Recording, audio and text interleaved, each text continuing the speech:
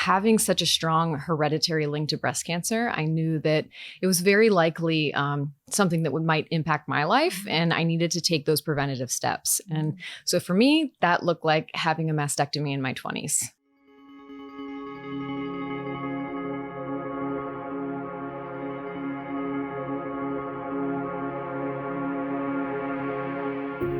I was a young woman who cancer was always part of the vocabulary. And it was part of the vocabulary because my mother, my grandmother, and my great aunt had all been diagnosed with cancer by the time I was even born. And unfortunately, when I was 16, I lost my mom to breast cancer in her second bout. To undergo something like that at such a young age, I think it really makes you realize that you no longer have the luxury of your youth. And particularly being someone with such a strong family history of breast cancer, I knew that I needed to be proactive in my life. And that's a little different story for every woman. But for me, that looked like having a mastectomy in my 20s. And I would be lying if I said that I wasn't scared or timid or had moments of thinking, oh, what am I doing?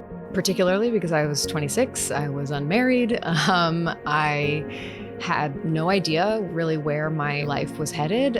And I had to get sort of into the mindset of, I'm giving up this part of my vanity so that I can live. And the thing that really gave me the confidence to do it, my mother left me all of her journals. And in them, she wrote me a letter. And one of the things she said, "Dear Allie, I'm so sorry to leave you, because you'll need me for many years and not just a few."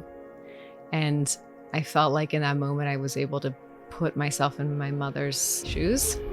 She would have given up any part of her body to be here for another minute to share her life with us and to be able to counsel us. And if I was thinking about something so superficial as, my breasts, and that was going to stop me from being here for my future children or having to, potentially leave them because I was vain.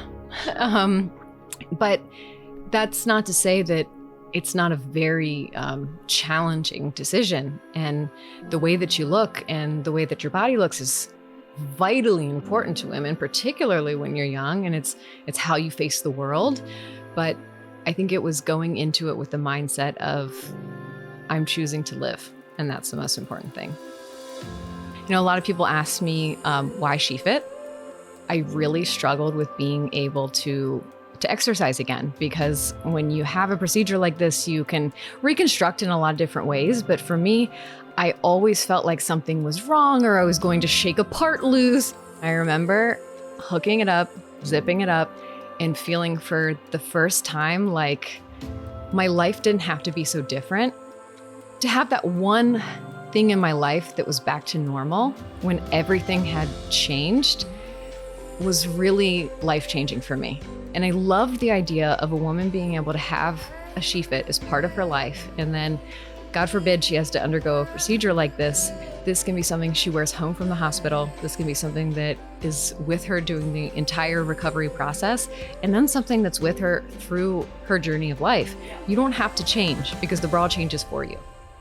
I was 26 when I had my procedure, and I was fresh off of competing at Miss USA and Miss America, and women in the beauty industry just don't talk about these sort of things. If they have to undergo it, they kind of brush it under the rug. It's something they do in secret. But for me, I thought, I can't be the only person going through this. And why wouldn't I share my story? I felt this really strong, compelling feeling that it was important that I share the message, that having this surgery was available to young women. You can have something like a preventative surgery that could potentially save your life. And if you have maybe a breast cancer mutation, you have an 87% likelihood of developing breast cancer in your life. And to take that from 87% to 1%, I like those odds. So as somebody who's undergone a preventive mastectomy myself, I knew all the challenges that came with undergoing that sort of procedure and then the recovery and beyond. So the Previvor Foundation is really designed to put women back in the driver's seat of their healthcare choices. So when women are facing maybe a mastectomy or a cancer diagnosis, they're able to advocate for themselves with their doctor, and the Previvor helps them do that. over the years, so many women had reached out to me asking me about my reconstruction, how I did it, what type of procedure I had, what type of breast prosthesis I had reconstructed with. And there was just no one comprehensive place where women could go and learn about what their options were. And so I said, you know what?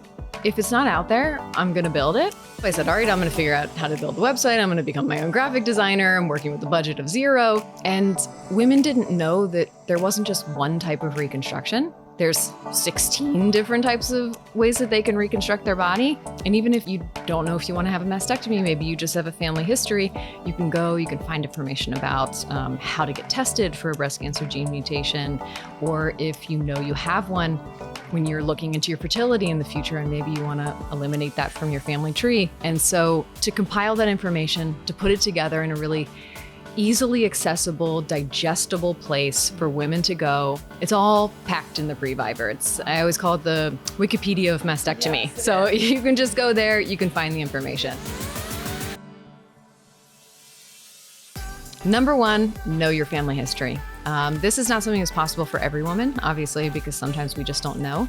But if you have the opportunity to find out with the last 2 generations, if anyone's been diagnosed with a breast or ovarian cancer, number one thing when it comes to will you be diagnosed in your lifetime? So knowing that family history is vital. Number 2, learn how to do a self-breast exam. And that is something that people can find on our social channels at the Previvor, and then coming in October at theprevivor.org. If you want to learn how to do it, we're going to lay it out simple and easy. It's 5 minutes. It's vitally important to know how to do it. And then it's a tool that you can take with you for your whole life. And you can help your friends learn how to do it. And I always say, you could save a life, your friends or your own. And that's number 2. And then 3 is just pay attention to your body. You are your own best advocate and you know when something's wrong. So if something is feeling off, you find a lump, you find a bump, or even if you're just feeling a little bit run down, that's how my mom discovered her breast cancer. She just wasn't recovering the way that her body was supposed to. And if your doctor says no to a screening, go get a new doctor.